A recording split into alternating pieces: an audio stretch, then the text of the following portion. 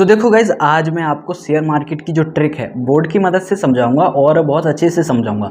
कोशिश करूंगा कि आपको अच्छे से समझ में आए। प्लस में अगर आपको कोई ट्रिक पसंद आए ना या कैलकुलेशन पसंद आए तो लाइक शेयर सब्सक्राइब कर देना। प्लस में एक चीज़ बता दूं, मैं आपको एक बोर्ड जो मैं बोर्ड पे समझाने वाला हूँ वो बच्चों का बोर्ड है, तो आप लोग हंसीएगा नहीं, क्योंकि अभी मेरा डिजिटल बोर्ड खरीदने लायक औकात नहीं है। ठीक है, तो जब खरीद सकता हूँगा तो खरीद के आपको उस पर भी समझा दूंगा अच्छे से। लेकिन मैं कोशिश करिए आपको पूरा अच्छे से समझा सकूँ। कोई बात नहीं है, केवल आप लोग कैलकुलेशन पे फोकस करना और कोशिश करिए मैंने अच्छे से समझाने की। कुछ एक दो वर्ड मैंने हो सकता है कि गलत बोल दी हूँ तो उनको माफ़ कर देना। तो चलिए गाइस, शुरू कर लेते हैं वीडियो को। सबसे पहली बात, हमको कोई शेयर कब बाई करना है? जब एक दिन में कोई भी शेयर 3 या 3 से ज़्यादा % डाउन जाए तो आपको वो ख़रीद लेना है। ठीक है, प्लस में टॉप 50 कंपनीज़ का ही शेयर आपको ख़रीदना है। टॉप 50 कंपनीज़ जो निफ्टी 50 में आती हैं उनका ही शेयर ख़रीदना और बेचना है, कोई और नहीं ख़रीदें, तभी ये ट्रिक आपको अच्छे से रिटर्न दे पाएगी। अब देखो, मेन चीज़ यही है, उसके अलावा भी हैं, जैसे कोई भी शेयर एक हफ्ते में 5% या उससे ज़्यादा डाउन जाता है तब भी आपको ख़रीदना है। महीने में 8 या 8 से ज़्यादा % डाउन जाता है तब भी आपको ख़रीदना है। ये 3 सिचुएशन है। मैक्सिमम सिचुएशन हमारी जो अच्छी रहती है वो 3% वाली जो दिन की है वो सबसे ज़्यादा बेस्ट रहती है। इसमें ही आपको सबसे ज़्यादा प्रॉफिट होने वाला है। चलो अब मैं आपको बताता हूँ कि किस तरीके से आपको इसमें प्रॉफिट बनेगा। पहले तो इसको साफ़ करता हूँ। तो देखो गाइस, अब मैं यहाँ पे आपको समझाता हूँ। मान लीजिए एक कंपनी है, देखो एक कंपनी का चार्ट कुछ इस तरीके से डाउन गया, उसके बाद वापस से अप चला गया, है ना। देखो ये एक महीने का चार्ट लेके चलते हैं, कितना डाउन गया कितना अप गया वो मैं बाद में बात करूँगा। पहले ये देख लेते हैं, कोई एक कंपनी है जो पर्टिकुलर एक यहाँ से चली और यहाँ से डाउन आते आते यहाँ पे गई और यहाँ से वापस से उसी जगह पे पहुँच गई, यानी कि ना तो कंपनी ने कोई प्रॉफिट किया ना ही कोई लॉस किया। अब समझते हैं एक चीज़ और, हम पहले यूनिट बना लेते हैं। देखो कुछ मैथ के जो स्टूडेंट होंगे वो तो आसानी से समझ गए होंगे और उन्होंने ये चार्ट वाले ऑप्शन में ये पढ़ा होगा। एक बॉक्स को हम मानते हैं 1%, ठीक है, यानी कि कोई 1%, अगर एक बॉक्स डाउन जाती है तो मान के चलते कि कोई कंपनी 1% डाउन गई है। सबसे पहले यहाँ पे देखते हैं 1%, ये 1% के यहाँ पे जो है टिक लगा दिए मैंने, यानी कि ये डाउन जा रही है। देखो पहली कंपनी यहाँ पे से यहाँ तक गई, 1% गई, फिर से डाउन गई 1% और गई, इस तरीके से ये डाउन जा रही है और इधर जो जा रही है वो अप जा रही है ना। अब देखो हम ध्यान से समझेंगे इस चीज़ को कि हमको प्रॉफिट किस तरीके से होगा। देखो यहाँ पे मान लीजिए कोई भी आपने अमाउंट का ख़रीदा, मान लीजिए 100% का ख़रीदा कोई भी शेयर।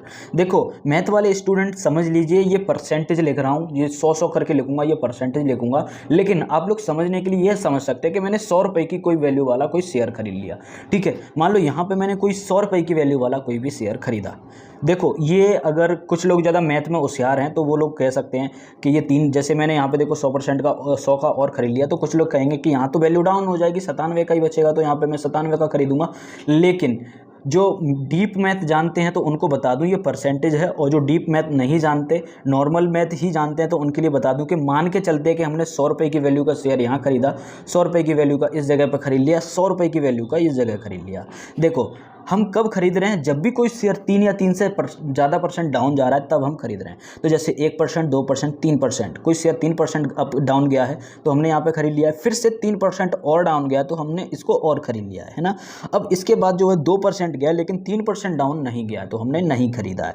ये चीज़ ध्यान से आप समझना। अब देखो, अब हमको यहाँ तक तीनों कंपनी में तीनों जो शेयर हमने खरीदे थे, जब खरीदे थे, सब पे नुकसान यहाँ पे जो है हमारा चल रहा है। ये वाला शेयर तो हमारा सबसे ज़्यादा डाउन है, ये वाला उससे भी डाउन है, ये वाला उससे भी डाउन है। तो अब अगर हमारी कंपनी का जो कंपनी है वो वापस से वहाँ तक पहुँचेगी तो आपको क्या लगता है, प्रॉफिट होगा या नुकसान होगा? ये वाले 100 पे क्या होगा आप बताइए। देखो ये 100 हमने लगाए, यहाँ पे बेचे हमने तो कुछ भी नहीं हुआ, ना तो हमें प्रॉफिट हुआ ना ही नुकसान हुआ। तो इसका क्या मतलब है कि हम कंपनी में पैसे लगा रहे हैं, ना तो हमें प्रॉफिट हो रहा है ना ही कोई नुकसान हो रहा है।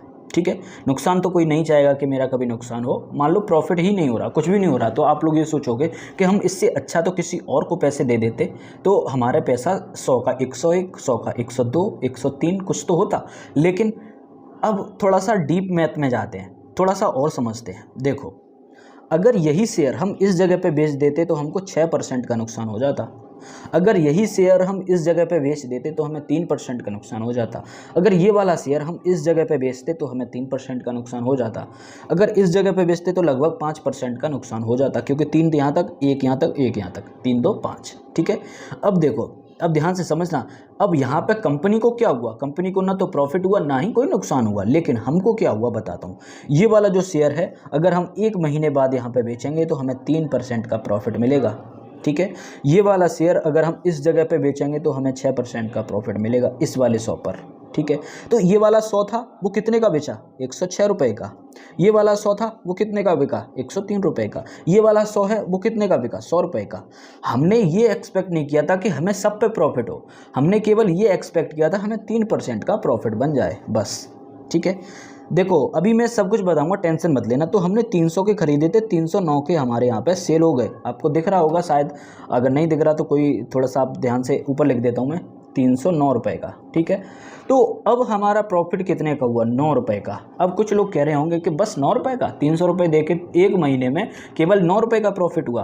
तो देखो, अगर आप में इतनी कैपेसिटी है, आपको लगता है कि केवल 9 रुपये हैं, तो आप बहुत बड़े बेवकूफ़ समझ लीजिए अपने आप को, या फिर ऐसा समझ लीजिए आपको बिल्कुल भी नॉलेज नहीं है, मैथ आपको बिल्कुल भी नहीं आता, आप सबसे लद्दड़ हो। ये 9 रुपये नहीं है, ये है 3%। 1 महीने में 3%, और 1 महीने में 3% बहुत ज़्यादा होते हैं। आपको लग रहा होगा कि 3% या 9 रुपये आपको बहुत कम लग रहे होंगे, लेकिन ये बहुत ज़्यादा है। अगर मान लो यहीं पे मैं 1-1 लाख रुपए लगा देता, 3 लाख लगा देता, तो मेरे को आज कितने हज़ार, 9,000 का प्रॉफिट हो जाता 1 महीने में 3 लाख पर।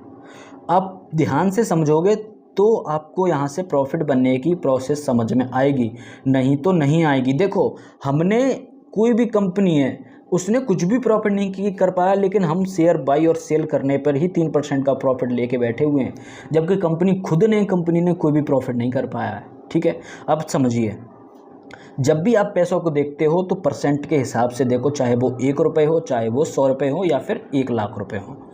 जब भी आप पैसों को देखो तो परसेंटेज में ही देखो। अगर आपको 3 या 3 से ज़्यादा % कहीं रिटर्न मिल रहा है तो बहुत ही अच्छा है, क्योंकि ये हो गया आपका 36%, और 36% का मतलब हो गया आपका लगभग 2 साल में पैसा डबल। 2 साल में पैसा डबल कंपाउंडिंग से। अगर आपको कहीं से 3% महीने का रिटर्न मिल रहा है तो आपका हर 2 साल में पैसा डबल होगा। आपको करोड़पति बनने से कोई नहीं रोक सकता।